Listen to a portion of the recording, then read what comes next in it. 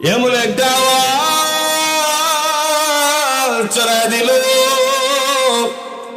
উহুদের জমিনের মধ্যে সরকারের দো আলম নাই। এই কথাটা যখন মদিনার অলিতে গলিতে ছড়িয়ে পড়ল, সবাই দিশেহারা হয়ে গেল।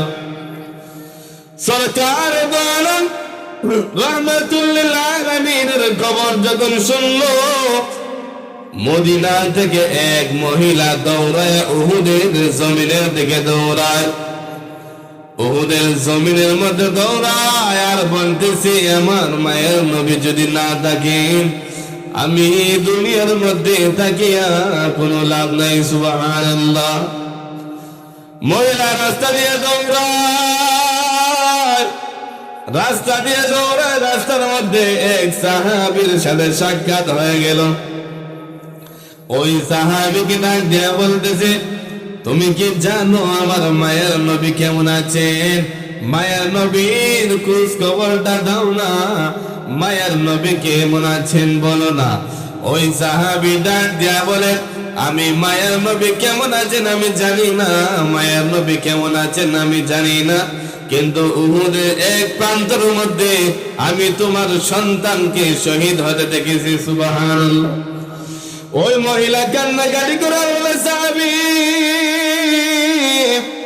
আমি তো আমার সন্তানের কথা জিজ্ঞাই নাই, আমি জিজ্ঞাইছি সরকারের দো আলমের কথা। তুমি আমার সরকারের দো আলমের খোঁজ খবরটা দাও। ওই সাহাবী বলে, জানি না।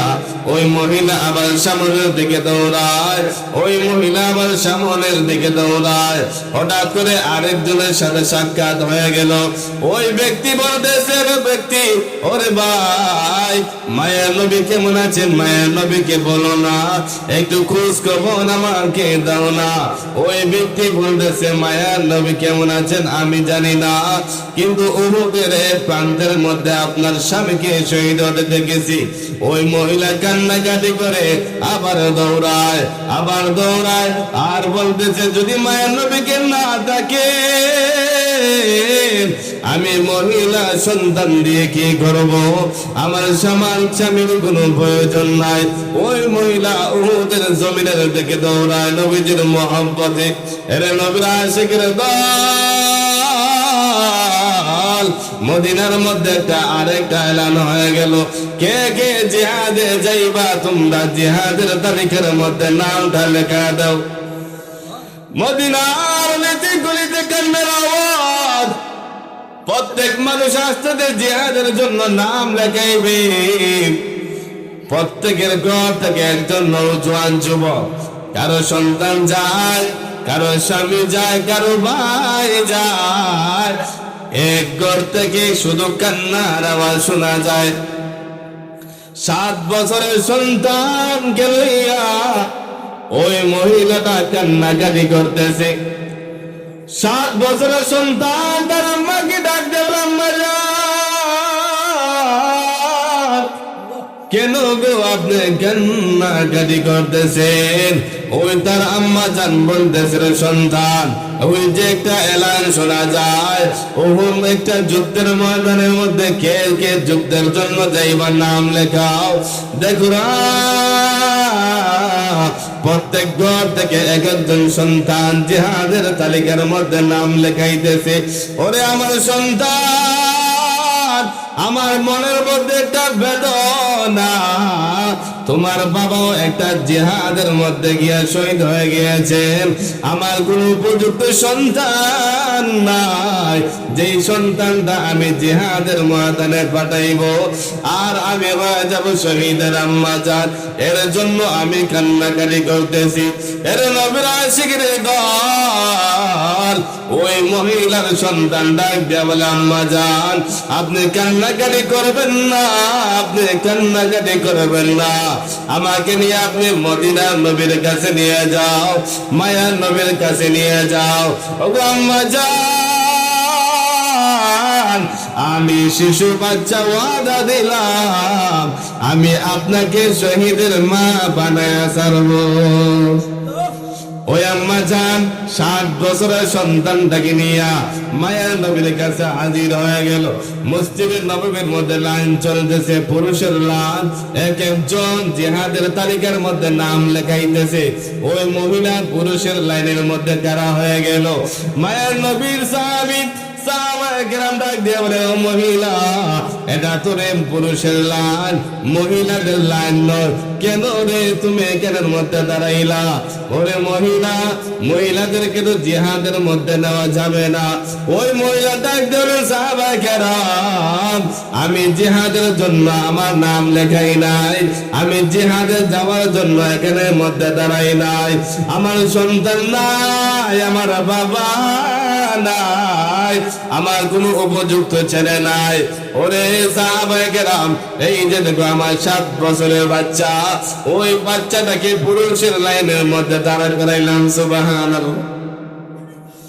মায়ার নবী শুনে পেলেন, মায়ার নবী সাহাবায়ে কেরামের আওয়াজটা মায়ার নবীর কানের মধ্যে পৌঁছে গেল। মায়ার নবী সরকারে দু আলম থেকে আসলেন, আসার পর বলতেছেন কি ব্যাপার? সাহাবায়ে কেরাম ডাক দিয়ে বললেন, ইয়া রাসূলুল্লাহ, ইয়া হাবিবাল্লাহ, ওগো আল্লাহর নবীজি, যে দেখো না 7 বছরের সন্তানটাকে মা নিয়ে আছে জিহাদে নেওয়ার জন্য। ওগো পয়গম্বর, এটা কি সম্ভব হবে? এটা তো কখনো সম্ভব হবে না। মায়ার নবী বলতেছেন, ও মহিলা, তোমার সন্তানটাকে নিয়ে তুমি ঘরের মধ্যে নিয়ে যাও। ওই সন্তানের যখন জিহাদের বয়স হইবে তখন তুমি জিহাদের জন্য নাম লেখাইবা। ওরে মহিলা,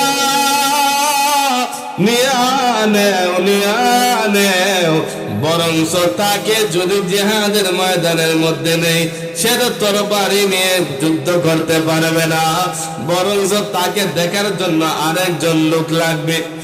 এই কথা বলিয়া মায়ার নবী যখন বললেন, ওই মহিলা কান্নাকাটি করে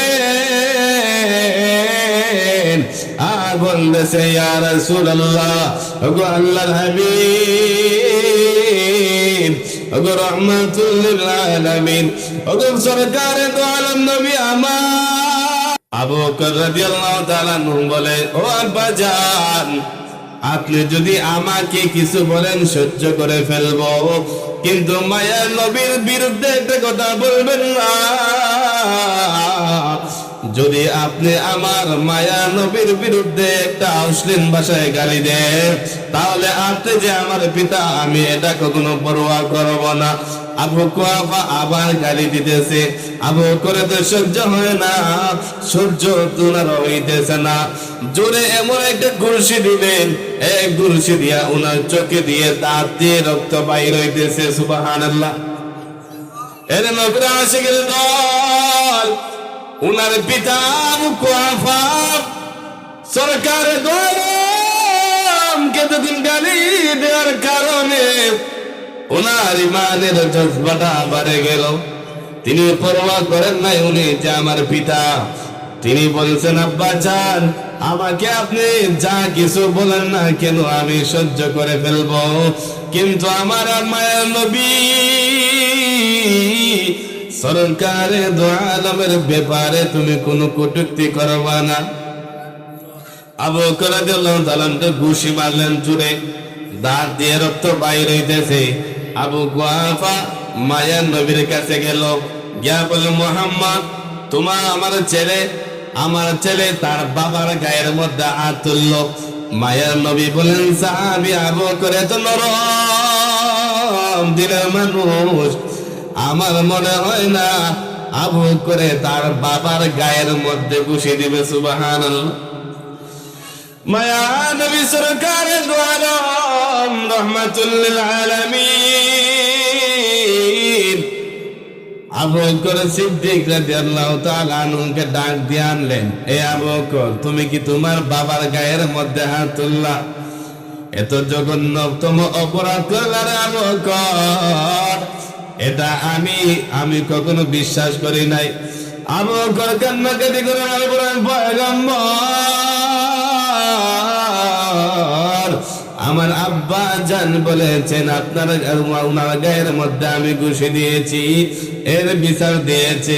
ওগো পয়গম্বর, আবু বকরের পিতা আবু কুহাফা আপনার বিরুদ্ধে এমন অশ্লীল ভাষায় কথা বলতেছিল। ওগো পয়গম্বর, ওই সময় আমি আবু বকরের হাতের মধ্যে কোনো কিছু ছিল না।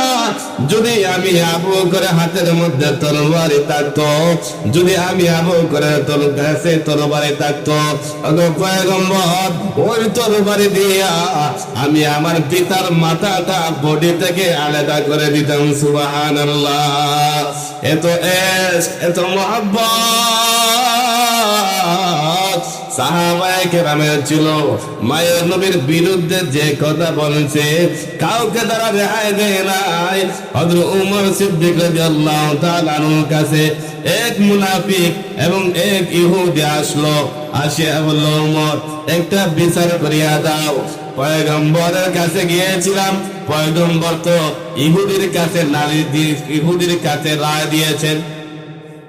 অর্থাৎ একটা ইহুদি এবং একটা মুসলমান নামের মুনাফিক আল্লাহ রাসূলের দরবারে গিয়া একটা সমাধান চাইছিল। তখন আল্লাহ রাসূল সাল্লাল্লাহু আলাইহি সাল্লাম রায় দিলেন ইহুদির জন্য। তখন ওই মুসলমান মুনাফিক ভাবলো যে আমি যাই হযরত উমর রাদিয়াল্লাহু তাআলার কাছে, কারণ উনি তো সত্য কঠোর, উনি তো ইহুদিদের বিরুদ্ধে কঠোর। যদি উনার কাছে আমি যাই তাহলে আমি তো মুসলমান, আমার পক্ষে রায়টা দিবেন। ওই ইহুদি গেল উমর রাদিয়াল্লাহু তাআলা আনহুর কাছে। যাওয়ার পর উমর রাদিয়াল্লাহু তাআলা আনহুকে ডাক দিয়ে বলেন, ও উমর, আমাদের এই বিচারটা সমাধান করিয়া দেন। ইহুদি বলতেছে আমার তরবারি, আর আমি বলতেছি এটা আমার তরবারি, আসলে আমার তরবারি। উমর রাদিয়াল্লাহু তাআলা আনহু কি চালাক ছিলেন, তিনি বললেন, তুমি কি আর কারো কাছে গিয়েছিলা? ওই মুসলমান মুনাফিক ডাক দিয়ে বলতেছে, উমর, আমি পয়গম্বর মুহাম্মদ মুস্তাফা সাল্লাল্লাহু আলাইহি ওয়াসাল্লামের কাছে গিয়েছিলাম। উমর বললেন, উনি কার সাথে রায় দিয়েছেন? ওই মুসলমান মুনাফিক বলতেছে, ইহুদির কাছে রায় দিয়েছেন। উমর ঘরের মধ্যে যায়, ঘর থেকে একটা তরবারি আনিয়া ওই মুনাফিক মুসলমান মুনাফিকের গাল থেকে তার গলাটা আলাদা করে দিয়েছে। সুবহানাল্লাহ। বলতেছে যে যেইখানে সরকারে দু আলম রায় দিয়েছেন ইহুদিদের সাথে, আর তুমি আইসো মায়ার নবীর বিরুদ্ধে আরেকটা নালিশ করতা। দাঁড়াও, তোমার কাছে মায়ার নবীর বিচার হয় নাই, এখন আমি বিচার করবো সত্যটা। সুবহানাল্লাহ। কেন? তাদের মহব্বত ছিল আল্লাহ রাসূল সাল্লাল্লাহু আলাইহি সাল্লামের প্রতি, এত পরিমাণ মহব্বত ছিল সাহাবায়ে কেরামের। দেখেন, শুনেন আপনারা মনোযোগ দিয়ে, কেমন মহব্বত করতেন সাহাবায়ে কেরাম। সাহাবায়ে কেরামের বিবিরা, মদিনার মানুষেরা, সরকারে দো আলম মায়ের নবীকে কিরকম মহব্বত করতেন। হঠাৎ করে মদিনার মধ্যে একটা আওয়াজ, মুনাফিক কে যেন একটা আওয়াজ ছড়ায় দিল যে উহুদের ময়দানের মধ্যে নবী নাই, নবী নাই। আর আমি জানি আমার সন্তান জিহাদ করতে পারবে না, আমি জানি আমার সন্তান যুদ্ধ করতে পারবে না। ওগো পয়গম্বর, আমি একটা আশা নিয়ে আমার দুধের সন্তানটাকে আপনার কাছে নিয়ে আসলাম। ওগো পয়গম্বর, আল্লাহর ওয়াস্তে আমার সন্তানটাকে জিহাদের ময়দানের মধ্যে নিয়ে আনেন, জিহাদের জমিনের মধ্যে নিয়ে আনেন। ওগো আল্লাহর হাবিব, যখন কাফের বেঈমানরা আপনাকে তীর মারবে, ওই তীরের সামনে আমার সন্তানটাকে এভাবে ধরে রাখবেন, ডাল বানায়া ধরে রাখবেন। ওগো পয়গম্বর, আপনার গায়ের মধ্যে লাগবে না, আমার সন্তানের গায়ে লাগবে। ওগো পয়গম্বর, কাফের বেঈমান মুশরিকরা যখন ডান দিক দিয়ে আপনাকে তীর নিক্ষেপ করবে, আমার সন্তানটাকে ডান দিকে ধরবেন, পিছন থেকে যখন কাফের তীর মারবে আপনাকে হত্যা করার জন্য, আমার সন্তানটাকে পিছনের দিকে ডাল বানায় ধরবেন। ওগো পয়গম্বর, যাতে করে আপনার গায়ের মধ্যে তীর না লাগে, আমার সন্তানটাকে ডাল বানায় ধরবেন। যখন ওই তীরের আঘাতে আমার সন্তানটা শহীদ হয়ে যাইবে, আর আমি মহিলা হয়ে যাব শহীদের আম্মা জান। সুবহানাল্লাহ। মায়ার নবী যখন এই কথাটা শুনলেন, আনন্দে আত্মহারা হয়ে গেলেন। মায়ার নবী বলেন, ও সাহাবী মহিলা, আমি খুশি হয়ে গেলাম, যাও কি যাও, নিয়ে যাও। আমি পয়গম্বর খুশি হয়ে গেলাম। ওই মহিলা যখন বাড়ির দিকে রওনা হয়ে যায়, ওই সন্তানটা ডাক দিয়া বলে, আম্মা জান, আমাকে কোথায় নিতেছেন? আম্মা জান ডাক দিয়া বলেন, রে সন্তান, তোমাকে আমি নিয়েছিলাম কিন্তু মায়ের নবী নেন নাই, বলেছেন তোমার বয়স হয় নাই, এই জন্য ঘরের দিকে রওনা হয়ে গেলাম।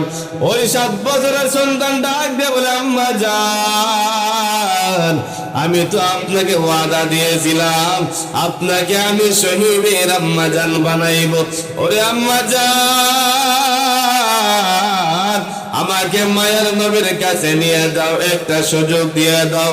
আম্মা জান যখন ওই সন্তানটাকে নিয়ে গেলেন মায়ের নবীর কাছে, ওই 7 বছরের সন্তান কথা বলতেছে, ইয়া রাসূলুল্লাহ, ইয়া হাবিবাল্লাহ, আল্লাহর নবী, আমার আম্মা জান যখন লাকড়ি দিয়ে চুলার মধ্যে আগুন জ্বালায়, তখন আমি দেখি যে সর্বপ্রথম চুলার মধ্যে আমার আম্মা জান ছোট ছোট লাকড়ি দিয়ে আগুনটা লাগায়। যখন আগুনটা তেজ হয়ে যায়, আগুনটা যখন বাড়তে থাকে, তখন আমার আম্মা জান বড় বড় লাকড়ি দিয়ে দেয়। সরকারের দোয়ালা, আমাকে জিহাদের জমিনের মধ্যে কাছাইরা দিবেন।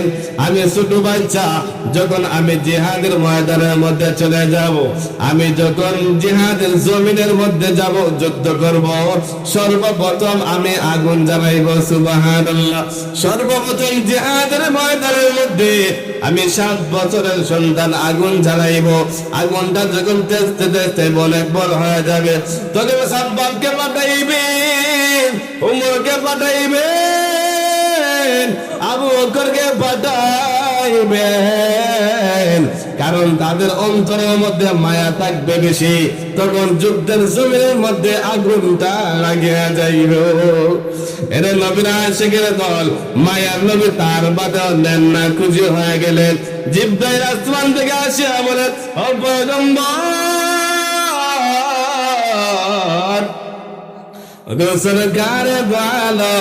আপনি এই মজলিসের মধ্যে কি করতেছেন? আল্লাহর হাবিব বলতেছেন, জিহাদে যাওয়ার জন্য নামের তালিকা লেখাইতেছি, কে কে জিহাদের জমিনের মধ্যে যাইব। জিব্রাইল আলাইহিস সালাম ডাক দিয়া বলেন, ইয়া রাসূলুল্লাহ, ইয়া হাবিবাল্লাহ, ওগো আল্লাহর নবীজি, আমি আসমানের মধ্যে দেখে আসলাম আল্লাহ রাব্বুল আলামিন ফেরেশতাদেরকে নিয়া একটা জান্নাতের তালিকা লেখাইতেছেন। ওগো পয়গম্বর, যেই তালিকার মধ্যে শিশু বাচ্চার নাম লেখানো হয় নাই, যেই তালিকার মধ্যে আপনি লেখেন নাই, আমি আল্লাহর জান্নাতের ফেরেশতাদের সামনে আমি দেখে আসলাম, আল্লাহর মজলিসের মধ্যে দেখে আসলাম, জান্নাতের মধ্যে, জান্নাতের খাতার মধ্যে সর্বপ্রথম ওই শিশু বাচ্চার নামটা লেখা। সুবহানাল্লাহ। দেখেন মা কিরকম মায়ার নবীর জন্য বলছে, ও নবী, আপনাকে আপনার শরীর রক্ষার্থে আমার সন্তানটাকে জিহাদের ময়দানের মধ্যে দিয়ে দিলাম। যখন কাফেররা তীর মারবে, আপনি আপনার শরীর রক্ষার্থে আমার সন্তানটাকে ডাল বানায় ধরবেন, যাতে করে আপনার গায়ের মধ্যে তীর পড়ে না। সুবহানাল্লাহ। মায়ের নবীকে কেমন মহব্বত করতেন সাহাবায়ে কেরাম। সরকারে দো আলম মায়ার নবী সাল্লাল্লাহু আলাইহি ওয়াসাল্লামের জন্য কাফের বেঈমানরা পর্যন্ত পাগল ছিল, কিন্তু কিছু কিছু মুনাফিক কাফের তাদের বাপ দাদার জন্য মায়া নবীকে ষড়যন্ত্র করিয়া হত্যা করার জন্য পায়তারা করলো।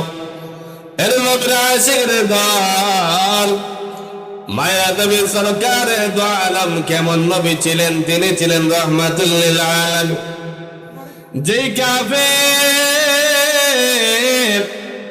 মায়ার নবীজির চাচাকে এমন ভাবে শহীদ করেছিল হামজা রাদিয়াল্লাহু তাআলা আনহুকে, ওনার নাক কাটা ছিল, কান কাটা ছিল, এমনকি বুক ছিদ্র করিয়া নবীজির চাচা হামজাকে এমন ভাবে হত্যা করেছিল, শহীদ করেছিল।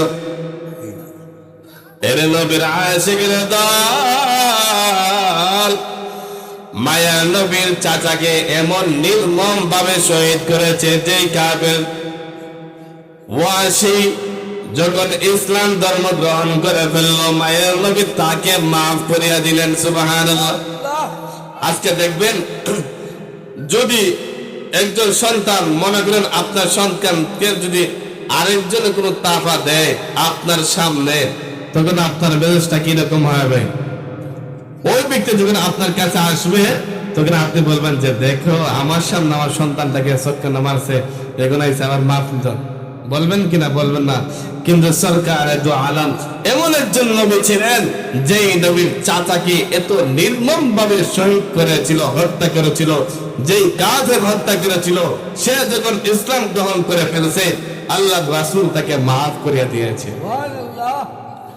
মায়ার নবীর জন্য পাগল ছিল। যখন মায়া নবী সাল্লাল্লাহু আলাইহি ওয়াসাল্লাম যখন তিনি শুনতেন মায়া নবী ডাক দিয়েছেন, সাহাবায়ে কেরাম পাগলের মতন হয়ে যাইত। এক সাহাবী বশীর ইবনে উকবা রাদিয়াল্লাহু তাআলা আনহু যখন শুনলেন মায়া নবীর সাথে জিহাদের মধ্যে যাইতে হবে, মায়া নবী সাল্লাল্লাহু আলাইহি ওয়াসাল্লামের সাথে জিহাদের মধ্যে যাইতে হবে, মায়া নবীর কাছে তিনি আসলেন। ওনার সন্তান ছিল 3 অথবা 4 বছরের এক সন্তান। এই সন্তানের নাম ছিল বশীর। বশীর ইবনে উকবা রাদিয়াল্লাহু তাআলা আনহু ওনার সন্তানকে রাখিয়া ওই রাস্তার মধ্যে রাখিয়া তিনি জিহাদের ময়দানের মধ্যে গিয়ে শহীদ হয়ে গেলেন। বশীর রাদিয়াল্লাহু তাআলা আনহু মায়ার নবীর জন্য তিনি অপেক্ষা করতেছেন, বাবার জন্য তিনি অপেক্ষা করতেছেন। মায়ার নবী যখন সন্ধ্যা হয়ে গেল, মায়ার নবী ওই রাস্তা দিয়ে তিনি ঘরের দিকে যাইতেছেন। বশীর রাদিয়াল্লাহু তাআলা আনহু ডাক দেয়া বলে, ওগো আল্লাহর হাবিব,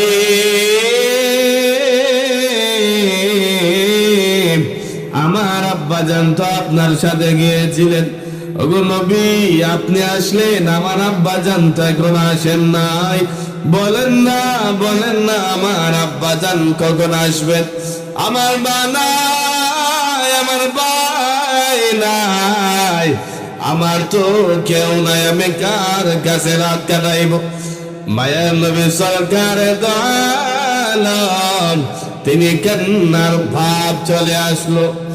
মায়ার নবীকে বশীর বলতেছে, ইয়া রাসূলুল্লাহ, ইয়া হাবিবাল্লাহ, আল্লাহর নবী বলেন না গো, আমার আব্বা জান এখনো কেন আসেন নাই? আপনার সাথে তো তিনি জিহাদের ময়দানের মধ্যে গেলেন, কেন তিনি এখনো আসেন নাই? মায়ের নবী সাল্লাল্লাহু আলাইহি ওয়াসাল্লাম বললেন, রে বশীর, তোমার আব্বা আল্লাহর তৈরি জান্নাতের মধ্যে চলে গেছেন। সুবহানাল্লাহ। আল্লাহর তৈরি জান্নাতের মধ্যে চলে গেছেন। তখন ওই বশীর ডাক দিয়ে বলছে, ইয়া রাসূলুল্লাহ, আমার বাবা তো জানেন যে আমার পৃথিবীর মধ্যে আর কেউ নাই। ইয়া রাসূলুল্লাহ, ইয়া হাবিবাল্লাহ, আমার বাবা যে আমাকে রেখে জান্নাতে চলে গেলেন, আমার বাবা কি আমার জন্য কিছু দয়া লাগলো না? আল্লাহ রাসূল সাল্লাল্লাহু আলাইহি ওয়াসাল্লাম তখন তিনি বললেন যে, শোনো বশীর, আজ থেকে আমি তোমার বাবা হয়ে গেলাম। তো আমি বুঝাইতে চাইছিলাম যে আল্লাহ রাসূলের জন্য তারা কিরকম মহব্বত ছিল, তাদের কিরকম প্রেম ছিল, যে তারা নবীজির জন্য তাদের সন্তান পর্যন্ত তারা বিলিয়ে দিয়েছে। সুবহানাল্লাহ। আল্লাহ রাব্বুল আলামিন যেন আপনাকে আমাকে নবীর আশিক হওয়ার তৌফিক দান করেন। ওয়া আখিরু দাওয়ানা আলহামদুলিল্লাহ।